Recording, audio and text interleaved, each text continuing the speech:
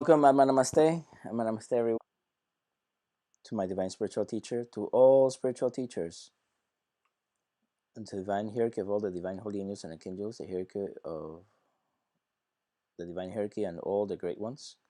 We humbly invoke for your divine and priceless blessings. Thank you for your divine light, divine love, and divine mercy, for the divine oneness, divine help, and divine illumination. Thank you for the priceless knowledge, the priceless teachings, and oneness with all. With thanks and full faith, so be it, and so it is. Thank you. Namaste. Thank you for coming. We're going to continue on the book, Master Choa's book, right? We've been reading for over a year now. The spiritual essence of man, the chakras, and the inverted tree of life. So you guys were talking about this, that it'll be great if we can finish the book before the end of the year, which will be cool. But at the end of the day, is this book is actually only about 208 pages. How fast do you read a book of 208 pages? Me? A week. A week, right? Like pretty fast, right? It's not, and it's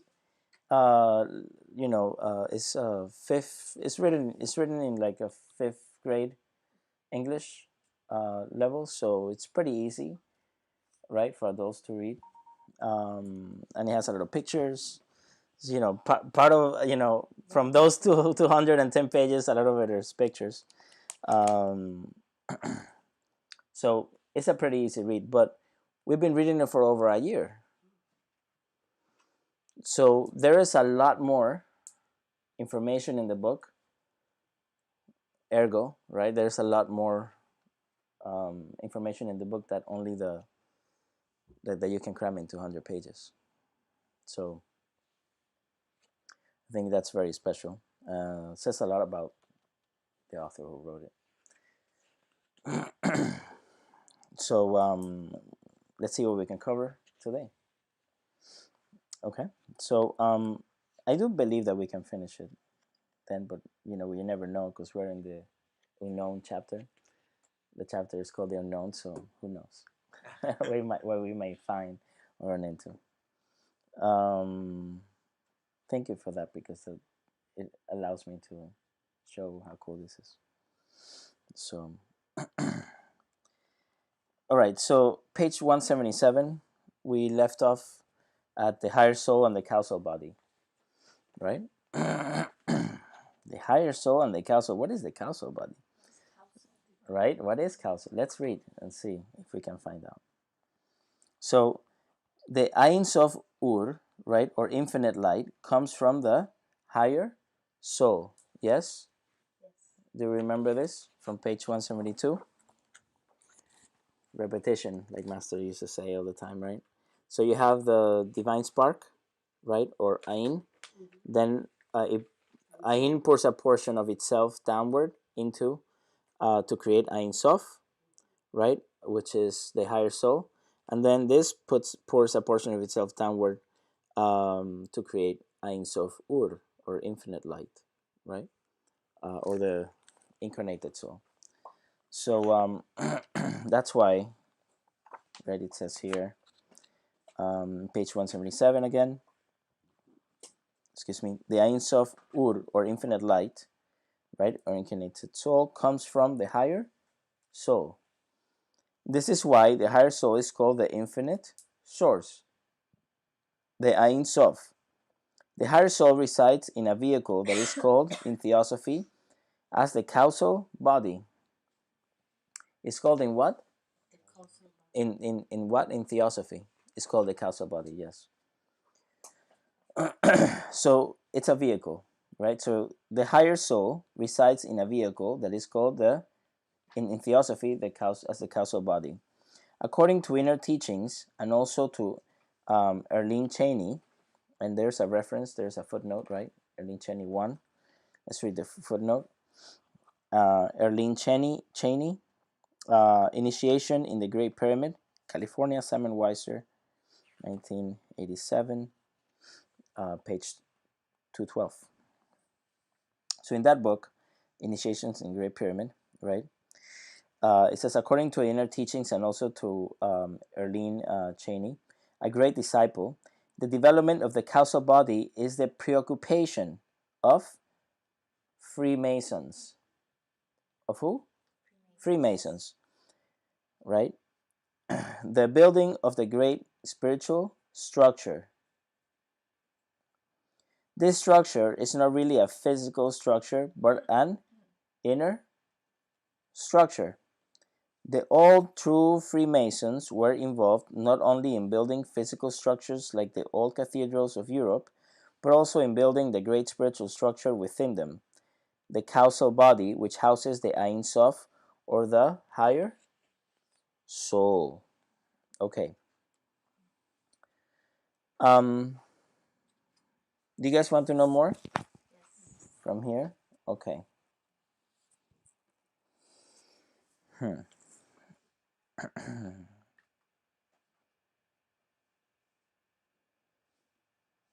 It's like this. So we have said that the incarnated soul, right? Its soul light, right, or its emanation, right, encompasses what? Let me put the book on the side here for a second. So the soul light of the incarnated soul encompasses what? The physical body, the etheric body, what else? The emotional body, and the whole mental body?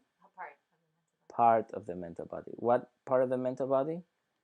The lower mental body. Does it encompass the higher mental body? No. Okay. So what is after the incarnated soul? The higher soul. And the higher soul, where does the higher mental body uh, reside? Or what is it? Which of the souls is it affected by? What is the next one in line? The higher soul. From the what is the after the incarnated soul? What is the next one? The higher soul. Yes.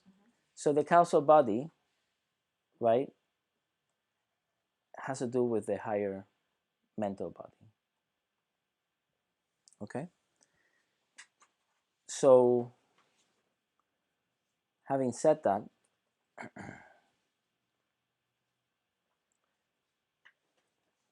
let's just think about this. If light travels through space, right, indefinitely, yes or no? Because we can see light from very far away. Yes or no? So a sun you can see as a star, but it's very big. But also light, we get all the trickles of light that we cannot see with the naked eye, but they get here. So how come that um, the incarnated soul, right, the soul rays, do not extend beyond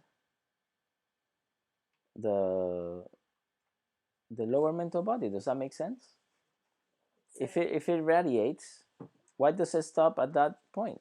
Does it really stop? Isn't it? Shouldn't it keep on going? Because light in space keeps on going, right? So why does it say that it encompasses that? It's within that. It's because it's not only in this dimension. Because it's not talking about distance, it's talking about dimension. Do you understand? About form of vibration. All it is that the higher mental body is at a different vibration than that soul light. Clear? Do you understand what I'm saying? So No. So the incarnated soul encompasses, right? Its rays. It encompasses. So within the incarnated soul, you will find the physical, the etheric, the emotional, and the lower mental bodies. Within it, you will find these bodies. So then, is it accurate? So its energy or its rays, interpenetrate, are within and without these bodies. Is your question? Would it be accurate to say that the lower mental body and the higher mental body exist in different dimensions or different planes? The lower mental body and the higher mental body, yes, it's just a different vibration. Just like every body has a lower and a physical, and sorry, lower and a higher, right? I'm sorry. So it has lower and higher. So what happens is that you have a lower physical body and a higher physical body. Clear? So what is the just like there is a lower physical plane and a higher physical plane. So the lower physical plane is the dense physical, the one that you can see with your physical eyes. And then you have a etheric body, which is the higher physical. You see, just like you have the lower mental body, and then the higher mental body, right, is already part of the causal body. It's already being called something else. So the higher physical body is called etheric, but it's also the higher physical body. It's just another name for it. Just like you have the emotional body, it's also called the astral body. People have different names for it, right? If you want, there are also names in Sanskrit for these bodies, right? And they're all naming kosha or sheath. They call it sheath. So it really doesn't matter how you call it. We're just talking about. It's about the principle, not about the name. If we get lost in the name, then we miss the whole point, right? So we're really trying to talk about that. So so the higher physical body is of a different vibration than the lower physical body. That's why you see it like as a like it's like they also call it the etheric double because it looks just like your body. It goes just around, right, like the edge. You'll see it. Sometimes you're talking to somebody, and you'll see like a little glow, right, little halo, a little glow around their body, and you think maybe your eyes, my eyes bothering me, whatever. Sometimes you just see light around, right? Sometimes it looks like double. Maybe you're seeing double or something, but it's just like white light, right? Like this, right? You've seen it, right? Okay, so it could be different colors, yes. I'm just going for what is easiest to see, right? So, but yeah, it can be different colors, whatever. Yeah, for sure. Correct. Yeah, you see different colors. That's perfectly fine. The aura is constantly in flux, in a state of flux. It has to do with also how you're feeling, how emotionally and different, mentally and different things physically. So it's constantly changing vibrations, right? Energy is flowing. Um, so what happens also is that's just the physical body and the etheric body. So you have those two. Then you have the lower astral body and the higher mental body. They are of different vibrations. Just like when you say, let's do the experiment again for the emotions, shall we? So connect your tongue to your palate. Just relax, close your eyes. And you don't have to close your eyes, but this is just for you to concentrate. You can do this also at home or wherever you're watching this, right? Um, you may be watching this climbing a mountain without any ropes and you're just free climbing. That's great. So you can do this. Just take a pause and try to do this. But just say, it's a joke. But anyway, so you can say, um, repeat after me, okay? So you say, enthusiasm, Enthusiasm. power, Power. justice. Justice. So be aware where you feel it. Where do you feel this?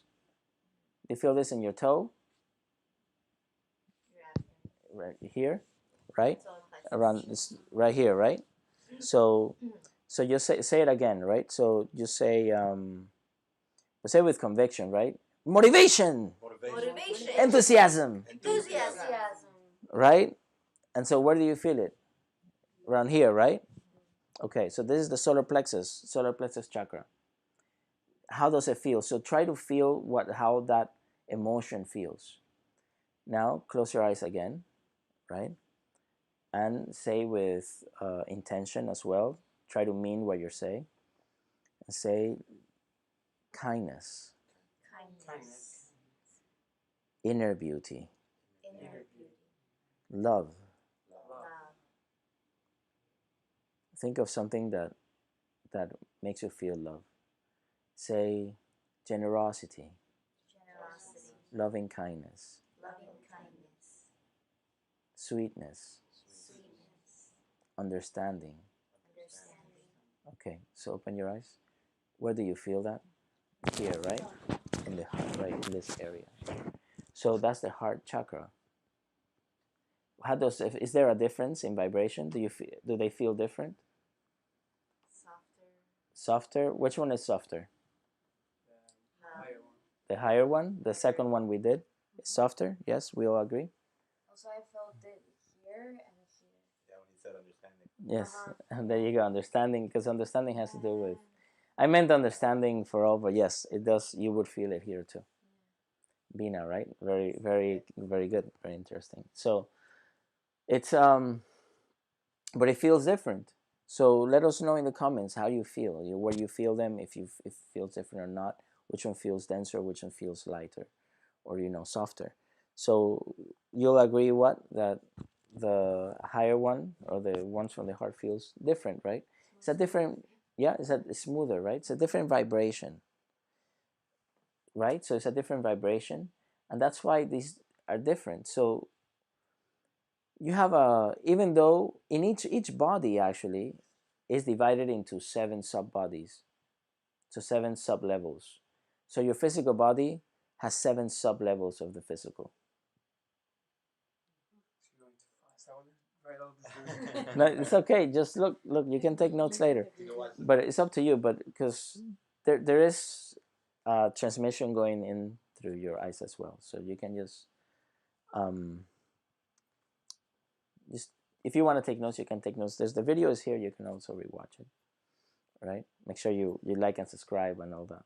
Right. Set the notifications on. Thinking, clinking, clinking. So, but what I'm trying to say is that like each body, just like so each body that you have a body, so you can interact with a different plane of existence, a different dimension. That's that. That's the only reason you have a body for that. You understand? You have a computer so that you can go with internet access. You can go into the internet. If not, or a phone or something a tablet, something that can go into the internet. Otherwise, you're not gonna grab a tree and get access to the internet. It's just not gonna happen, right? You need to have the correct body to go into the correct world, so you can interact with the correct world. You have a physical body, so you can interact with the physical world. You have an astral body, so you can interact with the astral world, also known emotional body with the emotional world. You can also have a mental body, so you can interact with the mental world. So those worlds are more than what we think or feel or do.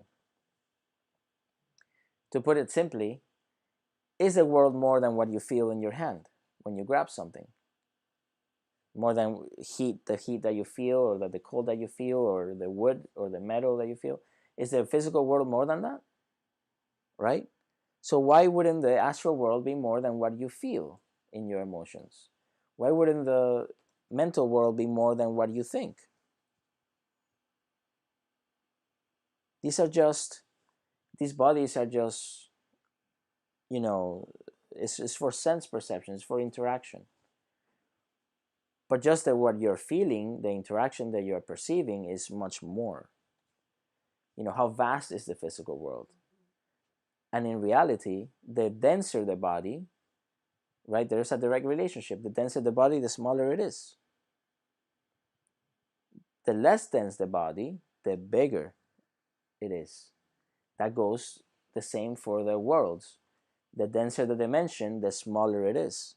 And if this physical world is vast to our understanding, just imagine how much greater is the astral world, how greater is the mental world, how greater are all the other spiritual worlds.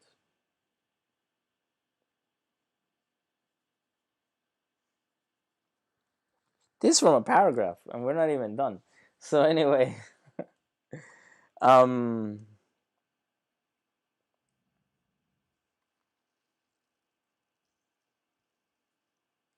so between each dimension, right? So they say there are 7 great dimensions, right? So okay, cool.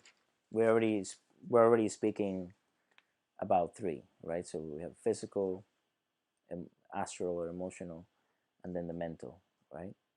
Which include the causal and all that. So, and then we have the 4 others beyond, right? Which I'm not gonna even get into that yet until we. Yeah, I probably spoke about them back then. Anyway, so what I'm trying to say is that each of these 7 great dimensions has 7 sub dimensions each, right? Or 7 subplanes. Dimensions, planes, heavens, doesn't matter how you want to call them. There are 7 heavens, 7 dimensions, 7 planes, and then you have 7 subplanes in each.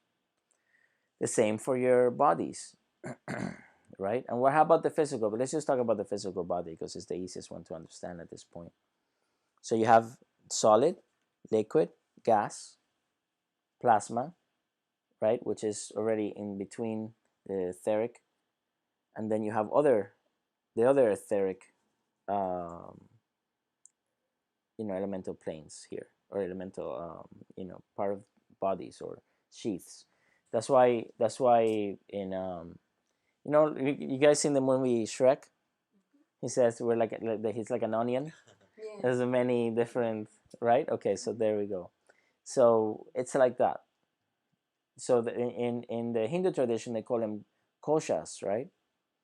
Um, because they are like the kosha means sheets, so that you can have many different sheaths in between. And so, um, so, but for suffice it to say that we have a higher and a lower,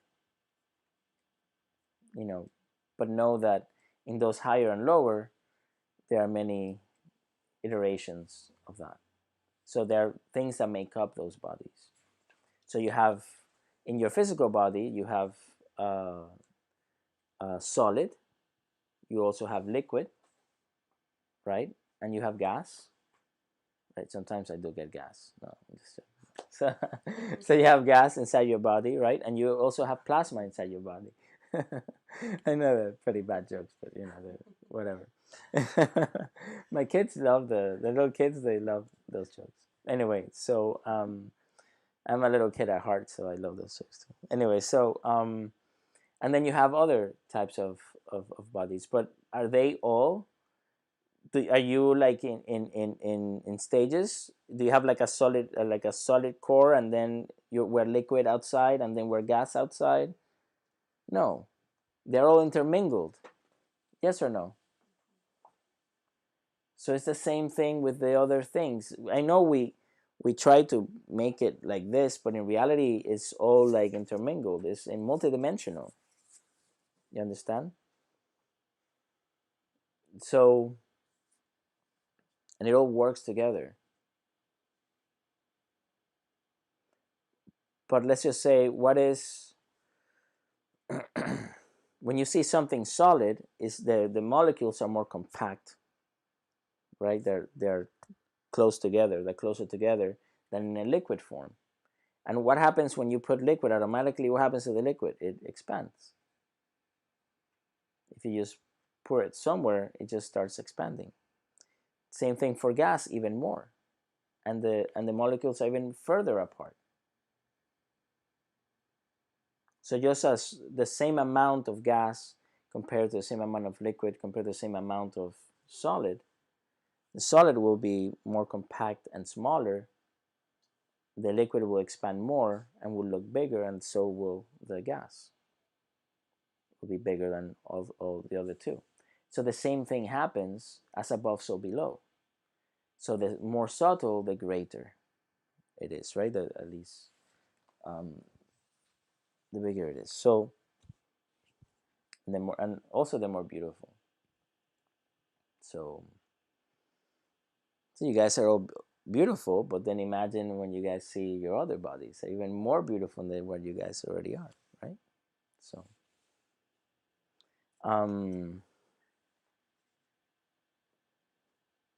you too. So anyway, so when we say that the soul rays or the incarnated soul encompasses all these bodies, right? Or they're within the incarnated soul. Is it because its radiance cannot travel further? No, because it has nothing to do with distance or this dimension or this world. It's because it is at a different vibration. You understand? So it's just a different dimension, which already at the higher mental plane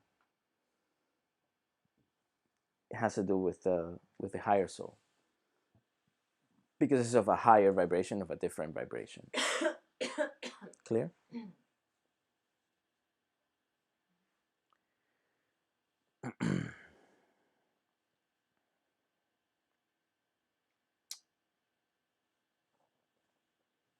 Okay.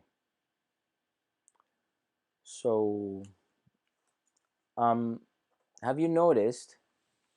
Have you noticed that sometimes that people say the older we get, the wiser we become. Yes. Have you heard this before?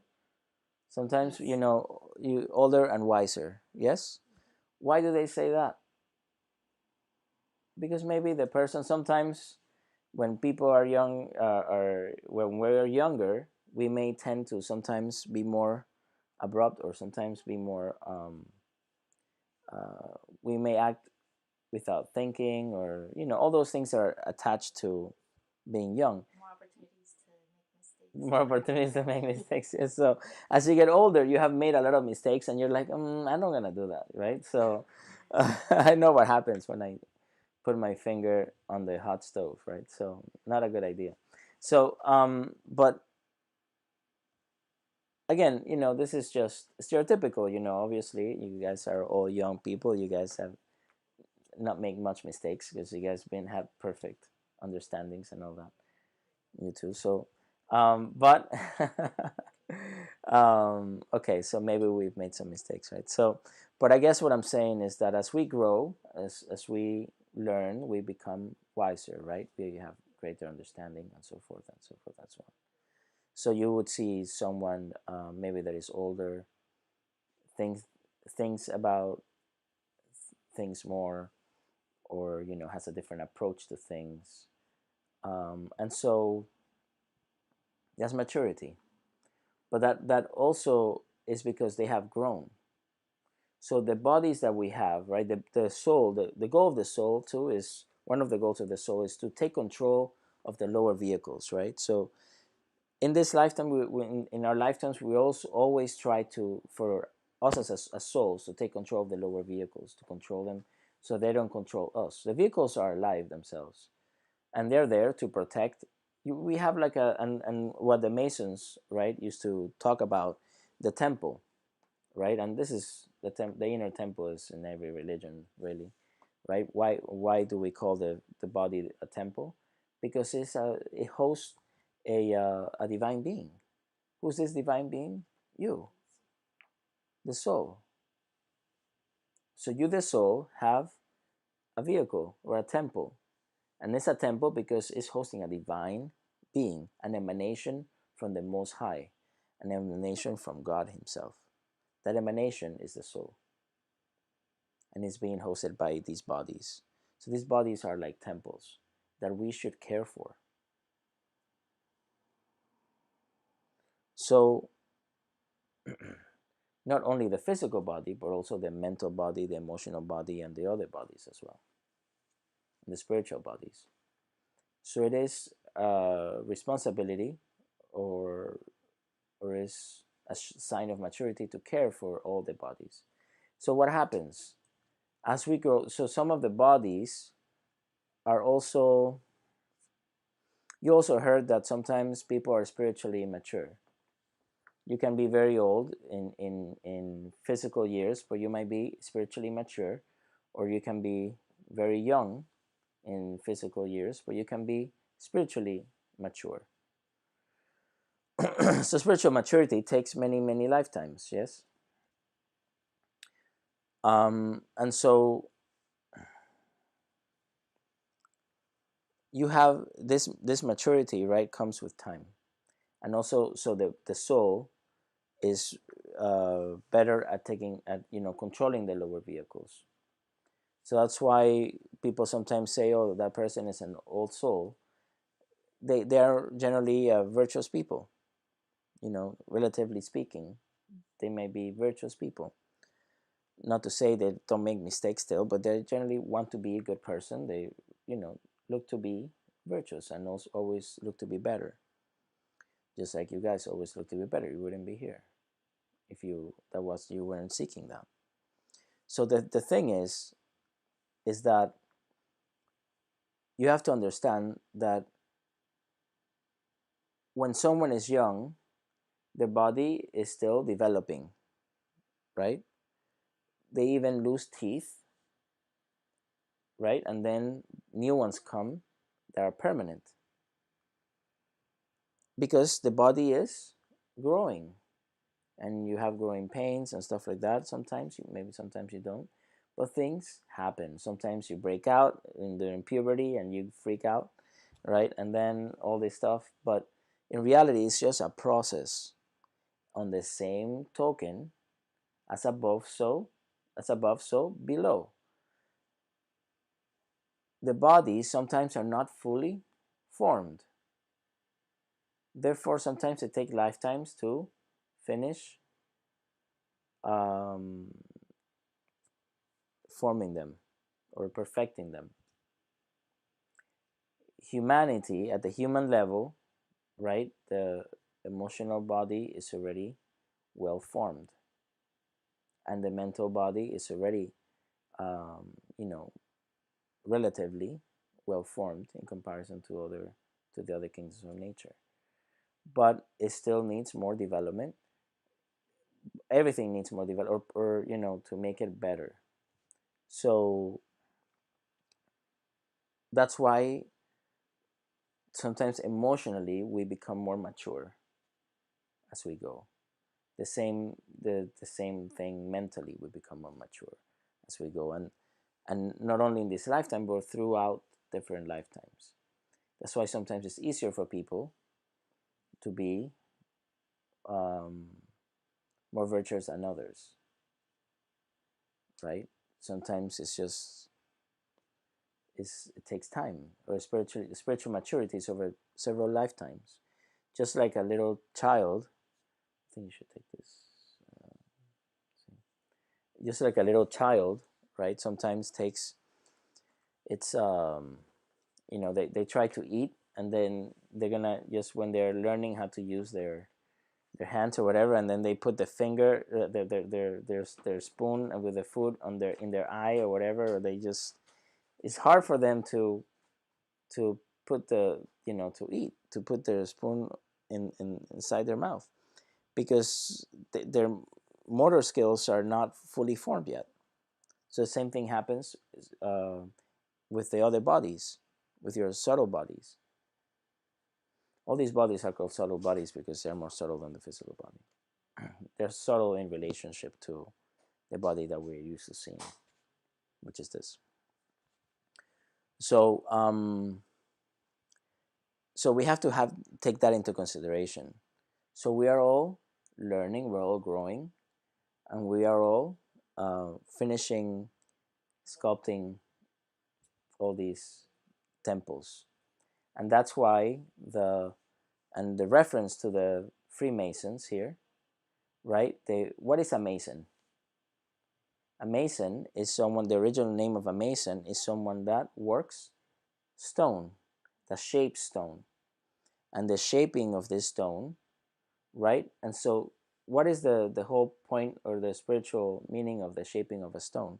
A stone is very coarse, is very, is big, is heavy, and it's irregular, right? So when you chisel a stone, you give it form and shape so that it can fit as, you know as a brick in a great temple. So this is why there is the reference, because we are constantly chipping or chiseling those stones to form them of our temples, so they can be proper temples to host, a divine being.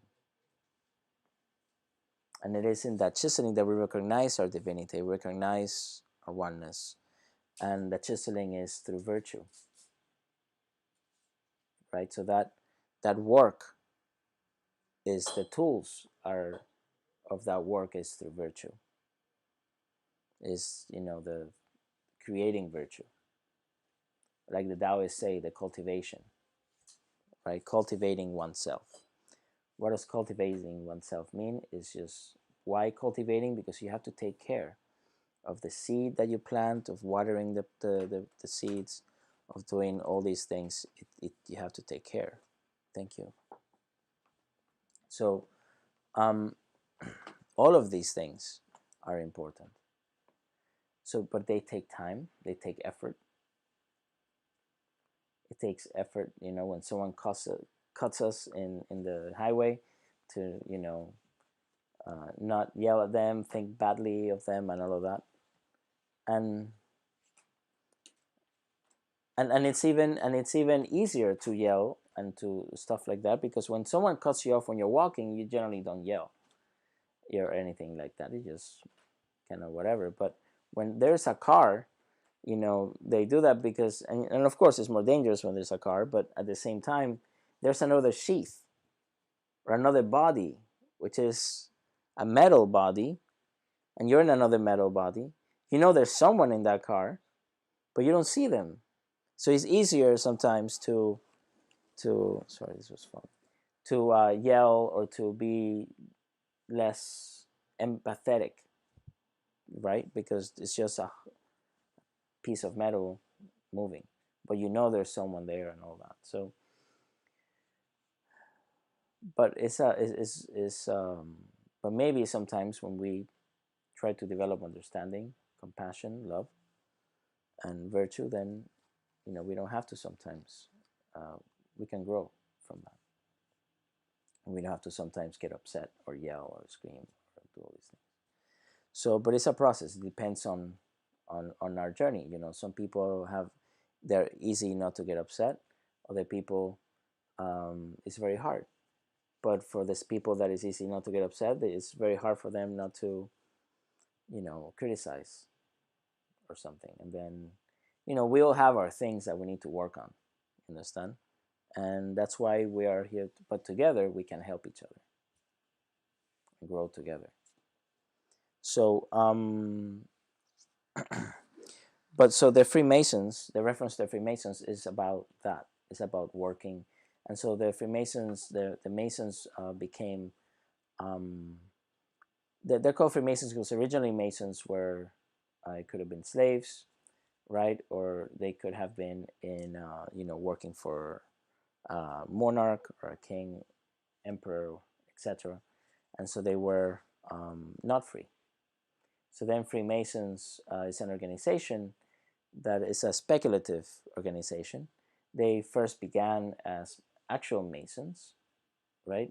According to Masonic history, they began as actual Masons, and so the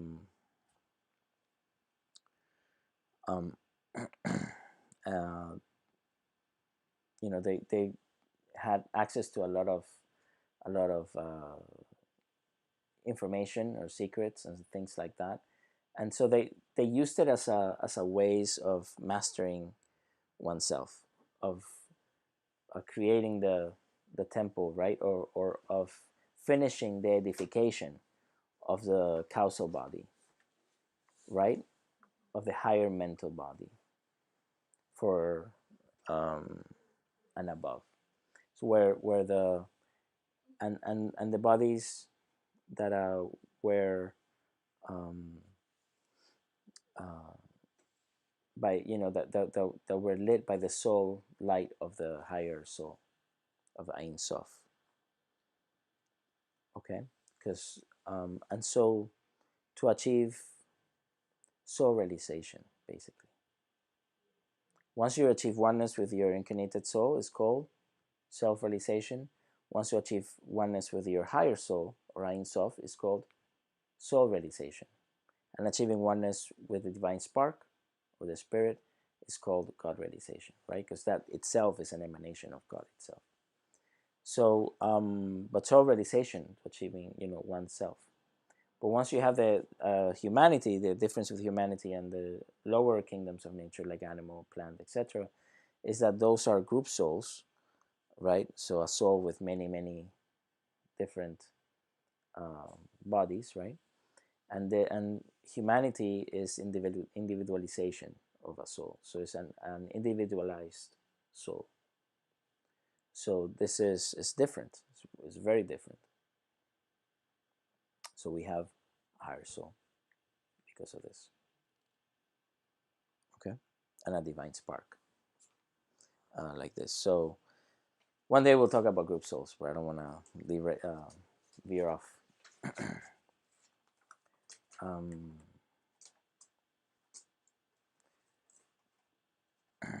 suffice it to say that they're created by a divine spark, or like they say in theosophy, a monad or a spirit, so that they can make one, so they can make a higher soul that they can then use, like pour its essence down into it, and then have an incarnate soul and have a human experience, and so forth and so forth and so on, and then superhumans in the superhuman kingdom and so forth and so on.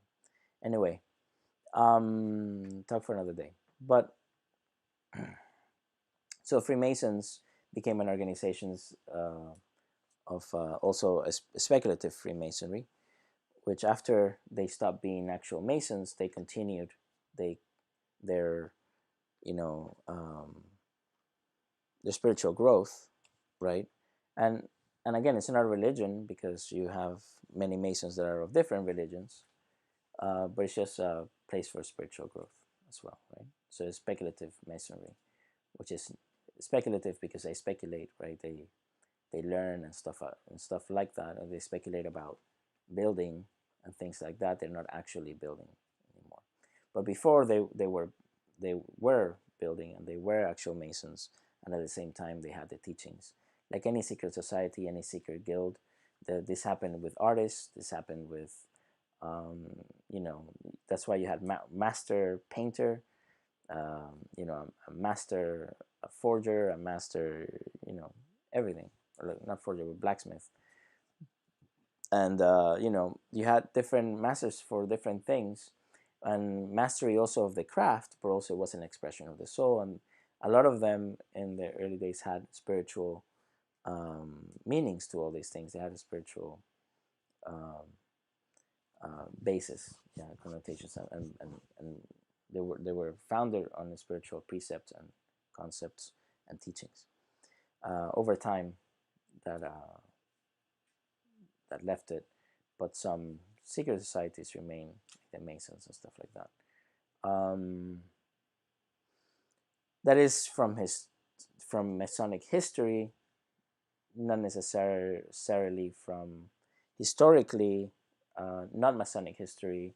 Some historians, they just say the Freemasons were they started in the 1700s with and they were using that as teachings and all of that. But there is also evidence that in those in um, ancient masons, um, they did have real, like it says here, ancient real masons.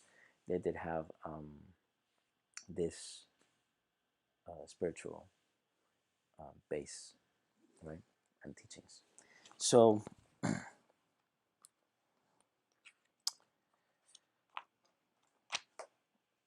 become preoccupied with the building of your holy temple. Okay. Let me see the time, please. Okay. So I'm gonna do one more. Let's just go to page 178. Pure energy with consciousness and pure matter. Um,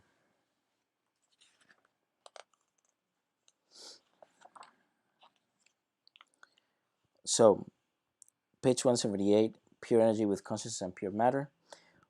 It says, where does the higher soul come from? It comes from the divine spark or the divine spirit, from Ain. Why is the divine spark or the divine spirit called Ain or nothingness? To understand this, let us turn to physics for help. Science tells us that matter can be converted into energy. The matter can be converted into energy. Who says this? Science.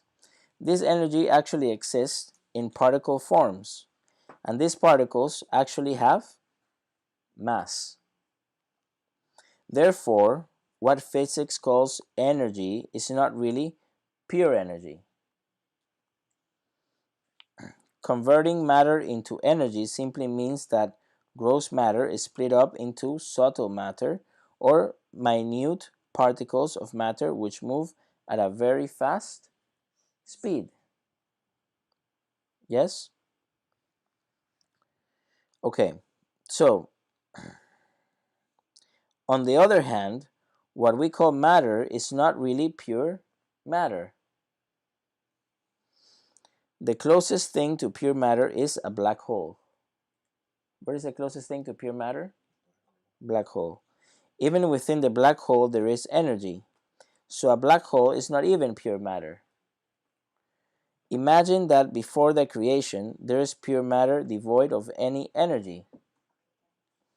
Imagine too that coexisting with pure matter is pure energy with consciousness, which is literally nothing. It has no mass. It is not a thing. It is literally nothing or Ain. When pure energy with consciousness, Ain, was combined with pure matter, the world was created.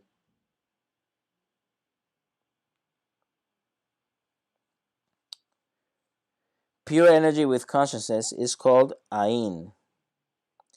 In Tao Te Ching, the fundamental essence of the Tao is Kung. Tao Te Ching is a book, right? A Taoist book. So it says the fundamental essence of the Tao, right, or the way, is what? Kung, which also means nothingness. The Lord Buddha stated in the Heart Sutra that the pure essence within man is Kung, or nothingness. According to Hinduism, man's true essence is Sunya, or what? Nothingness. So we just read a lot of nothing, but Literally. literally, right? Um, okay, so it's like this. Easiest thing to understand this is through yin and yang. Do you guys remember the symbol of yin and yang? You're a surfer. I know you know the symbol of yin and yang. So, so wait. If you're a surfer, how does the symbol of yin and yang go? In the sense that it has like a little wave, right, in the middle. So how? What is the wave? How does the wave go? If you're a surfer, Oh, it goes like circular. I don't know if it's you're not a circular. surfer. It's the other way. Is that because surfers say that it goes as an S. Mm-hmm. You gotta look at an S, right? So for surf, so they say S for S of surf. So in the middle. So they always say that. Anyway, I like surfing. Please try it. It's cool. Anyway,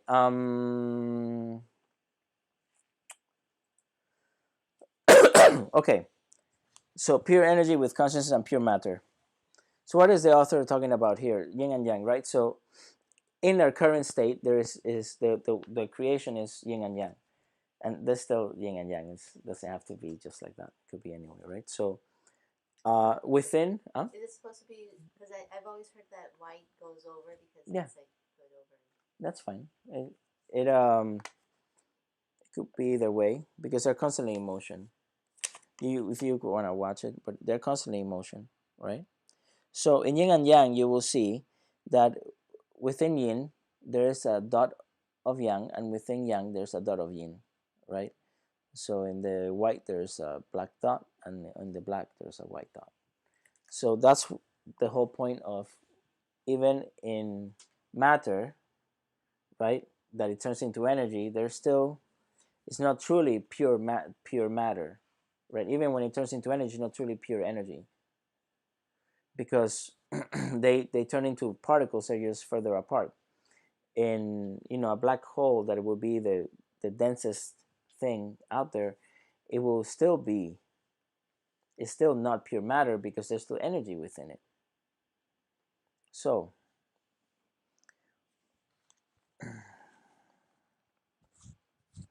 then Master Choa, the author, says,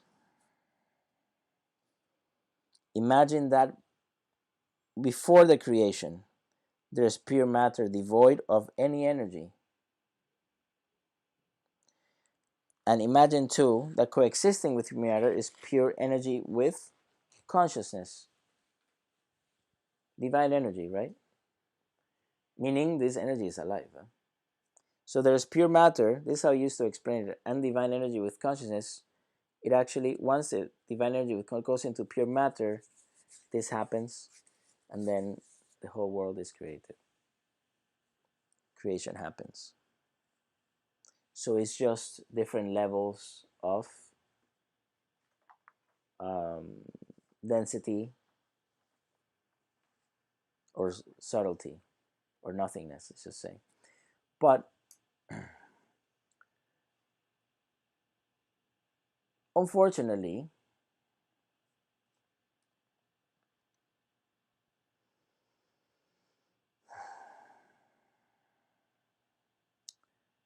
I'm gonna say this or whatever. So I'll say it like this. So nothingness does not exist. Unfortunately, our language is not complete. To speak with words is limiting. So, like Amr Simmer used to say, the best things can be said. The second best things are misunderstood, which is probably gonna is what's I hope this is not what happens now, because I'm trying to talk about something that is very abstract and we don't have words to describe it. And the third best things are conversation, right? So it's like trying to explain love is gonna be misunderstood, or anything else, or God, or all these things, right? Because you can't talk about that because we don't have the vocabulary. We can't explain it. It's beyond the world of names and forms, which has to do with the physical, emotional, and mental, right? But we'll try. So nothingness does not exist truly. It's nothing in our language, and it's nothing for all purposes of anything physical, emotional, mental, and even spiritual or beyond. It does not exist because there's nothing in those things that can actually even um, uh, that can replicate it, that can be it. So it's basically none of that. To me, that So that's the best way I can explain it, is none of that. Well, is it like this? No. Is it like that? No.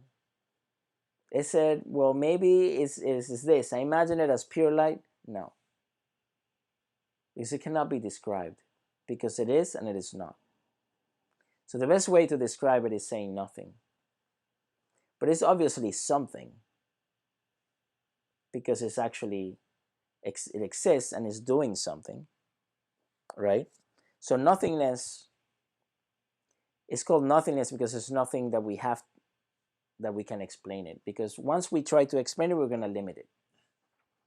And once we limit it, we're done. We're not really learning anymore. So it can only be experienced. And in reality, is you. Is the greatest expression of you. Your truest form. That emanation from the divine, supreme, and absolute. That's why in all the different traditions, it talks about that. And let me just say, in the Christian tradition, right, since we didn't read it here, but what does it say at the beginning of Genesis? In the beginning, God created the heavens and the earth, right? And the earth was without form and darkness. So, extended upon the surface of the deep. So, what is all this? God, divine energy with consciousness, right, is what created. Because once there is this, there is already a heaven and earth, meaning there is already a duality. It could have been, in the Tao, it's just the white and the black, right? The two values, the yin and yang. You can call it heaven and earth, you can call it male, female, you can call it whatever, but it's the duality. In the beginning, God, so the one and only, unity, oneness, created the heavens and the earth. So you already have two. This time, in the Pythagorean tradition, they explain creation from counting from the numbers from 1 through 10. That's why the tetractys, I don't have the book with me so I can show you, but the tetractys is just a triangle with a 1, then 2 lines, then 3, remember, and 4. Right? I've shown this to you guys before. You guys have seen it. So you have first 1 line, then 2, then 3 lines, and then 4. So it looks like this, and then it looks like this, and like this. Okay, so and all inside a triangle or in a trinity, because we're all threefold beings, right? Or God is Trinity and all that, just like us. We have the Ain, Ein Sof, Ur, right? That's our Trinity. Same happens in a greater scale. But in the beginning, God created the heavens and the earth. So you have oneness, duality, Trinity. That's why you have the three, right? And then 4 and so forth and so forth and so on. So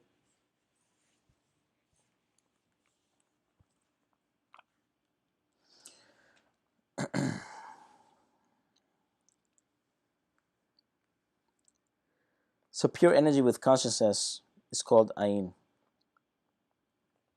which means no or nothing. Because there's nothing we can say to talk about it. And that is the greatest takeaway. It's not that it's nothingness because there's nothing there. Obviously, there's something. But it's even beyond our concept of what something is. Because it's not just existing there. Because then it just is a thing of, well, it exists and it doesn't exist. It's greater than that. Whether it's good or evil, is beyond good and evil. It's beyond any thought, any emotion, any understanding, anything. is the unfathomable for a reason.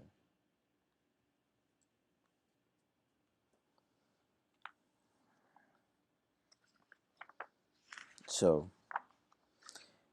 I read it one more time. In the Tao Te Ching, the fundamental essence of the Tao, the fundamental essence of the Tao, of the way, is Kung, which is nothing. The Lord Buddha stated in the Heart Sutra that the pure essence within man, right, is Kung, or nothingness. The pure essence, right? The fundamental essence, what is that? Ain. Because that is the breath,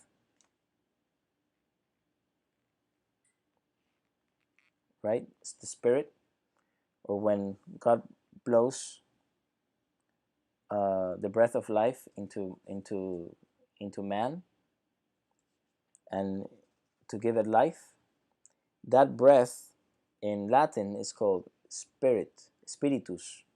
Spiritus means breath, and from there comes the word spirit, breath of God, right? So it's an emanation of God itself. It's where we are. And even in Hinduism, man's true essence is sunya, or nothingness. So good. So next week we're gonna be talking in page 179. We'll be in the incarnated soul, the higher soul, and the divine spark. Because if you didn't notice, we in the previous sections we spoke about the Buddha nature and the spiritual fetus, which had to do with the incarnated soul, right, on page 175. Then today we spoke about the higher soul and the causal body, which has to do with the higher soul and the body that it resides in. And now we talk about pure energy with consciousness and pure matter, which has to do with spirit, or the high, or the divine spark. So since we read sections of each, now the author is going to talk about the incarnated soul, the higher soul, and the divine spark, all in one. And the first part of that section is to summarize. That's how it begins. It's a summary of what we just read about the three different ones. So we'll talk about that next week, and maybe we can reach the next section also, which is called the Christian viewpoint. But we'll see what we can cover next week. Okay. So may I see the time, please? So any questions? No? If you have any questions, please leave them below, and we'll love to hear from you, comments or questions, and we'll do our best to answer them.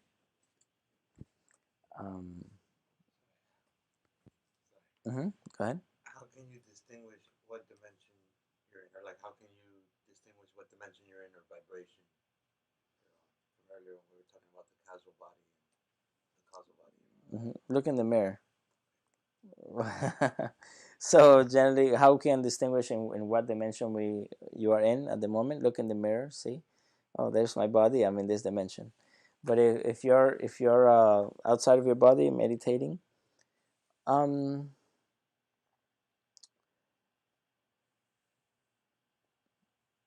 you will know. You will know. Generally, we're in the astral plane, and it's great if you can, if we go higher, but you will know. It's okay. At the end of the day, the point of meditation is just meditation. Is it's not to see where we are or where we're at, but just to achieve higher levels of expansion of consciousness. Anyone else? Okay. So shall we close? Yeah. Okay. Thank you for coming, and I'll see you guys next week. To the Divine Supreme and Absolute God, to my Divine Spiritual Teacher, to all spiritual teachers, holy angels, holy masters, the Divine Lord Christ, and to all the saints, to all the spiritual helpers, all spiritual elders, all the divine beings of light, to our divine Higher Soul, our divine self, we humbly thank you for your divine and priceless blessings. Thank you for your divine light, divine love, and divine power, for the divine mercy, good health and protection, guidance, and divine illumination. Thank you for the priceless teachings, the priceless blessings, and the priceless love. For the healing and the illumination, we humbly, humbly thank you. Thank you for your divine presence in this session and for your priceless teachings, loving kindness, help, protection, and guidance. With thanks and with faith, so be it, so it is. Many blessings be to all. Thank you.